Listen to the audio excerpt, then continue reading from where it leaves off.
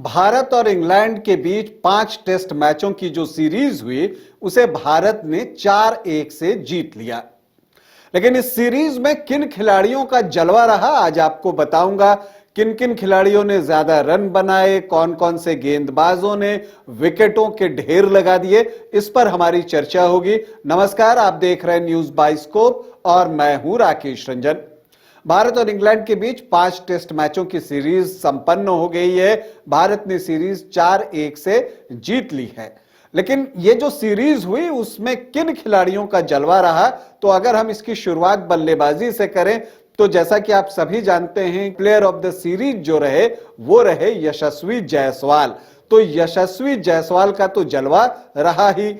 अब उनका जलवा कैसा रहा, आप इसका अंदाजा इसी से लगा सकते हैं कि 5 टेस्ट मैच की 9 पारियों में उन्होंने 712 रन बनाए और ये एक विशाल स्कोर है एक सीरीज के लिहाज से। और आपको बता दूं कि उनका जो एवरेज है वो 90 के आसपास का है, 89 का, मतलब ये समझिए 89 का उनका बैटिंग एवरेज रहा और स्ट्राइक रेट जो है वो 80 के आसपास का है।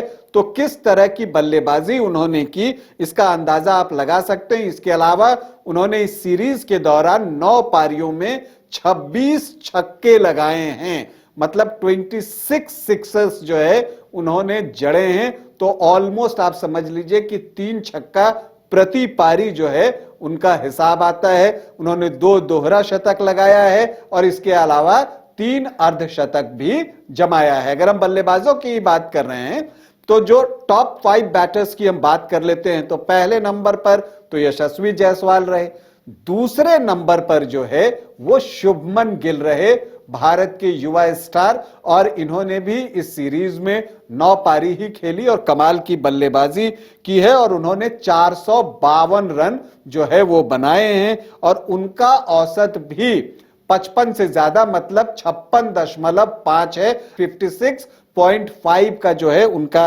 एवरेज है और स्ट्राइक रेट जो है उनका 59.47 का है। तो एक अच्छे स्ट्राइक रेट के साथ जो है उन्होंने ये रन बनाए हैं और उन्होंने भी 11 छक्के इस सीरीज में जड़े हैं।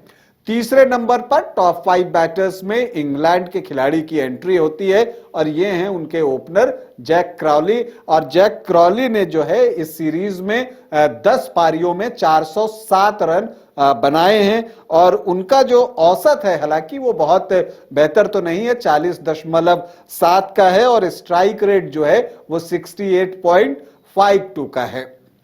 टॉप 5 बैटर्स में चौथी पोजीशन पर भारतीय कप्तान रोहित शर्मा हैं, जिन्होंने की पूरे 400 रन जो है 9 पारियों में बनाए हैं और उनका औसत जो है 44.44 का है और स्ट्राइक रेट जो है वो 64.21 का है। अब 5वें नंबर पर कौन है? 5वें नंबर पर हैं इंग्लैंड टीम के दूसरे ओपनर जो हैं बेन डकेट। वो जो हैं 5वें नंबर पर हैं। उन्होंने 10 पारियों में इस सीरीज में 343 रन बनाए हैं और उनका औसत जो है 34.3 का है और स्ट्राइक रेट जो है उनका 85.75 है। तो उन्होंने जो एक बेसबॉल क्रिकेट की बात छेड़ी थी वो उन्होंने खेलने की कोशिश की है, लेकिन इसी प्रयास में उनका आप एवरेज देखेंगे कि स्ट्राइक रेट तो बढ़िया रह गया लेकिन टोटल रन 343, मतलब 400 का भी आंकड़ा नहीं छू सके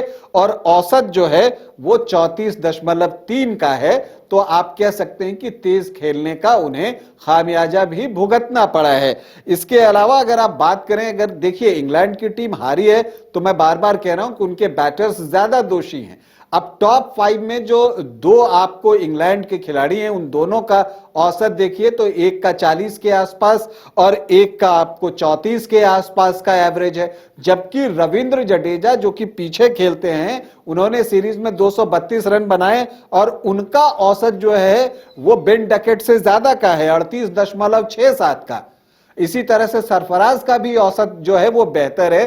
तो जब आपकी टीम को अच्छा करना होता है तो आपको अच्छे औसत के साथ रन बनाना जरूरी है टेस्ट क्रिकेट में, न कि बेटर स्ट्राइक रेट के साथ।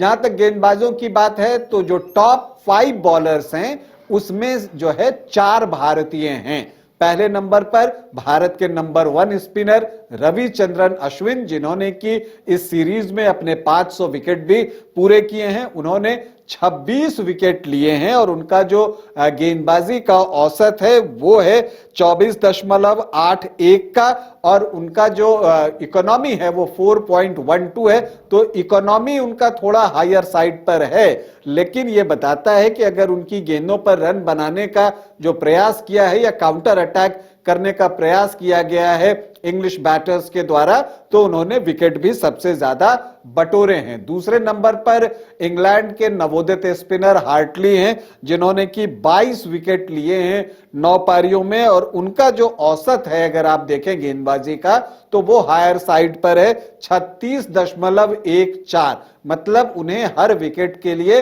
36 रन जो है वो खर्च करने पड़े हैं। तो वो इस लिहाज से महंगे साबित हुए हैं। हालांकि पर ओवर इकोनॉमी की बात करें तो वो उनका अच्छा है 3.09।